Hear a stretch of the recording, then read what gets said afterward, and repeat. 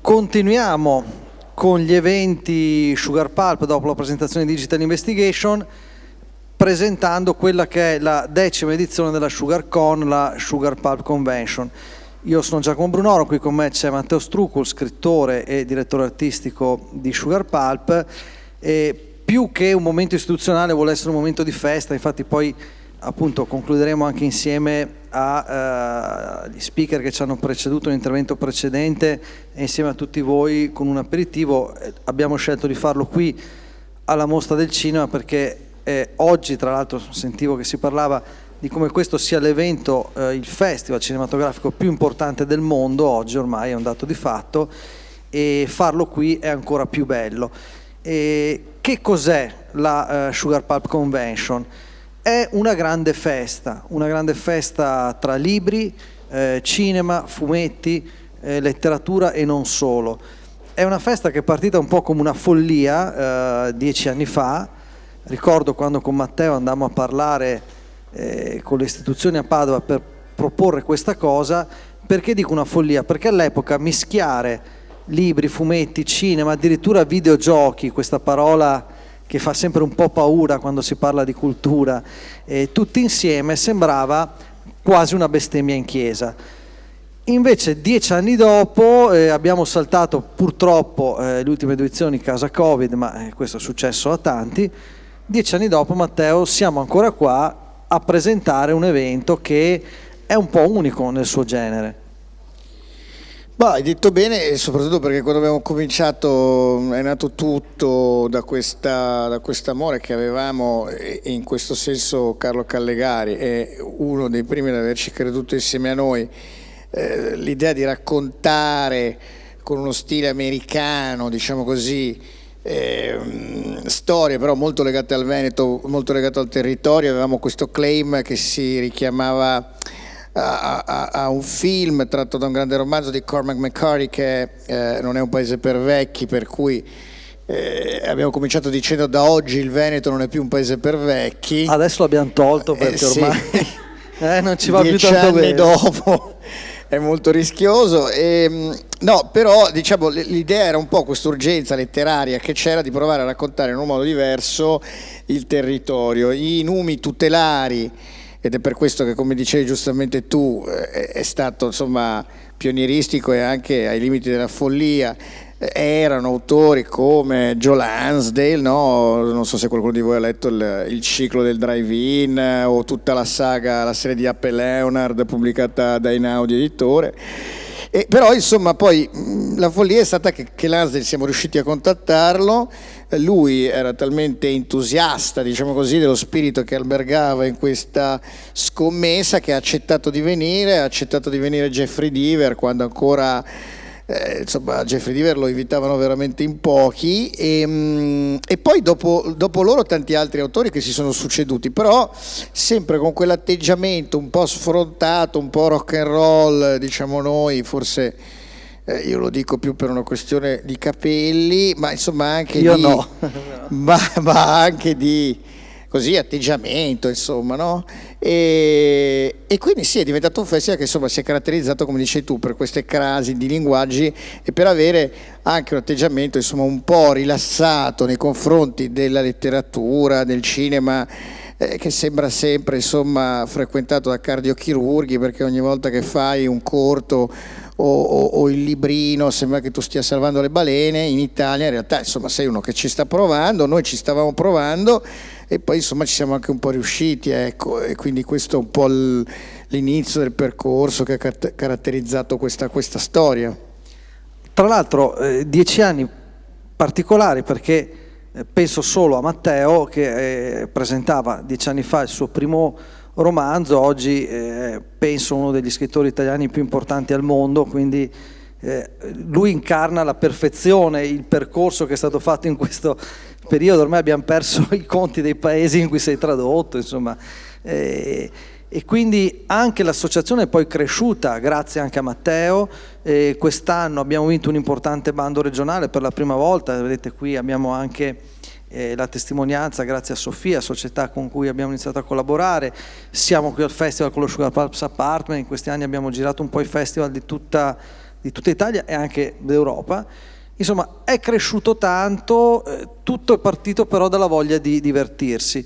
E infatti noi diciamo sempre, anche il festival di quest'anno, che sarà ai Giardini dell'Arena, un luogo inedito a Padova, nel cuore di Padova, vicino alla Cappella degli Scrovegni, da poco diventata patrimonio UNESCO grazie all'Urus Picta, quindi un posto veramente strategico e che si inserisce anche in un'ottica di riqualificare alcuni luoghi della città.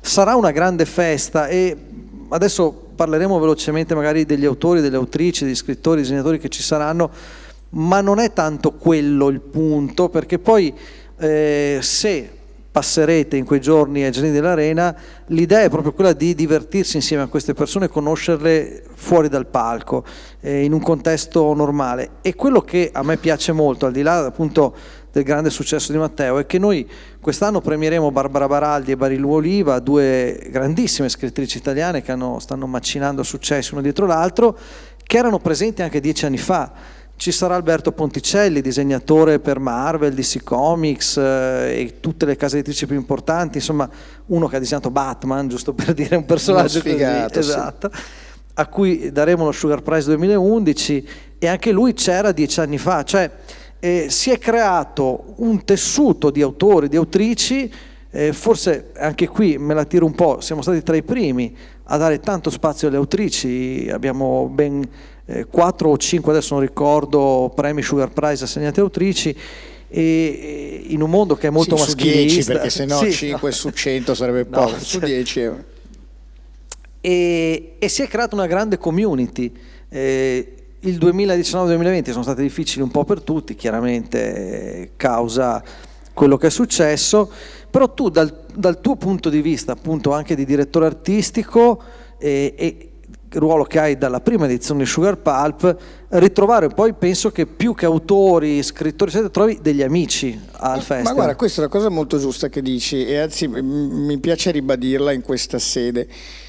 Intanto perché vorrei citare persone che con noi, in alcuni casi evidentemente, però lavorano fin dall'inizio, quindi cito Silvia Gorgi, che è vicepresidente dell'associazione, che ha avuto un ruolo chiave nello sviluppo della parte, diciamo così, legata al cinema, perché quando ancora insomma sembrava impossibile lei andava al Festival di Cannes, al Festival della Transilvania, ovviamente a Venezia eccetera, quindi lei è stata fondamentale per esempio per la parte legata a sviluppare, come dire, la parte del linguaggio cinematografico all'interno della rivista, perché SugarPulp.it è una rivista ovviamente, e in questo ovviamente voglio citare Andrea Andreetta, che invece ha fatto un lavoro straordinario sia per quanto riguarda il sito rivista, sia per quanto riguarda tutta la parte social ad esempio, e anche lui mi ricordo che era arrivato una sera alla Corte dei Leoni, è impazzito, ha deciso di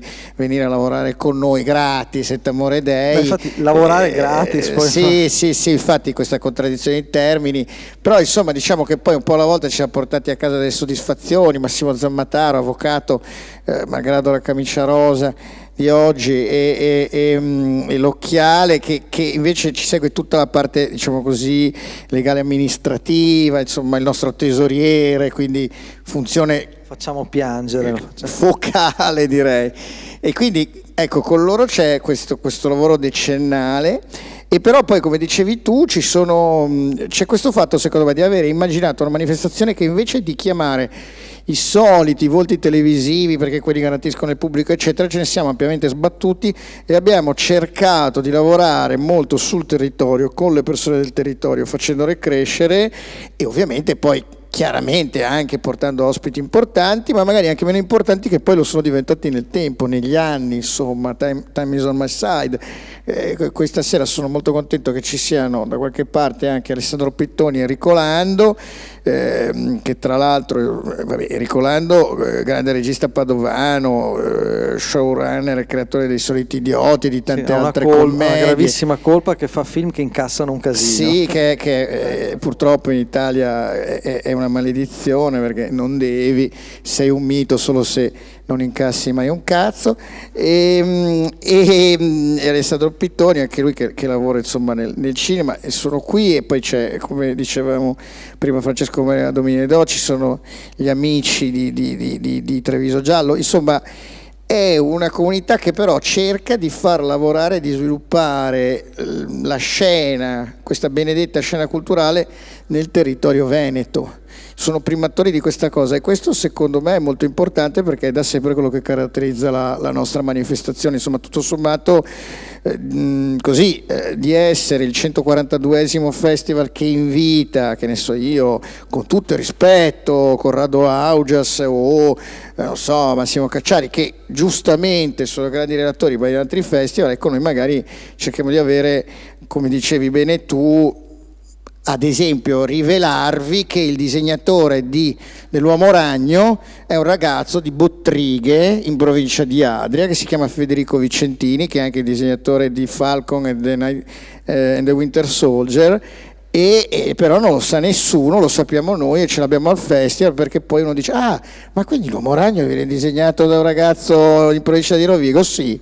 Oppure Batman, come dicevi tu, no? Alberto Ponticelli, che sta a Milano, e potremmo andare avanti. Per cui c'è anche la scena del fumetto, che è giustamente molto raccontata per quanto riguarda alcuni autori, penso a Zero Calcare, a Gipi, eccetera. In realtà ha anche una fetta molto importante di grandi disegnatori di scuola italiana, perché c'è una grande scuola italiana nel mondo del fumetto, e che però, come dire, ha saputo imporre uno stile grafico e illustrativo negli Stati Uniti. Gli Stati Uniti oggi vogliono i disegnatori italiani, molti di questi sono anche proprio molto vicini a qua. Del resto, insomma, svelo il nulla, perché se pensate a gente come Ugo Pratt, Lele Vianello e tanti altri, insomma la scuola veneta è da sempre una scuola importante, ma più in generale, diciamo, la scuola italiana, ecco. Il festival o la convention appunto sarà dal 22 al 26 settembre, ci saranno tantissimi ospiti, appunto alcuni ne abbiamo citati, ma poi penso a Mirko Zila, Romano De Marco, ci sarà Barbara Codogno, Davide Zanella, il gruppo Reverie con Grimilde Malatesta, ce ne sono veramente tanti, ne sto sicuramente dimenticando tanti altri. Naturalmente tutti gli eventi sono gratuiti, io rinnovo l'invito a tutti a partecipare. Dalla settimana prossima sarà operativo anche sugarcon.it con tutte le informazioni che ci sono comunque anche su sugarpal.it. Io direi solo un grande grazie a tutti e facciamoci l'aperitivo tutti insieme. Andiamo tutti a bere e ovviamente vi aspettiamo allo Sugar Pulp per continuare lì, insomma, col prosecco. A bere. Esatto. Grazie.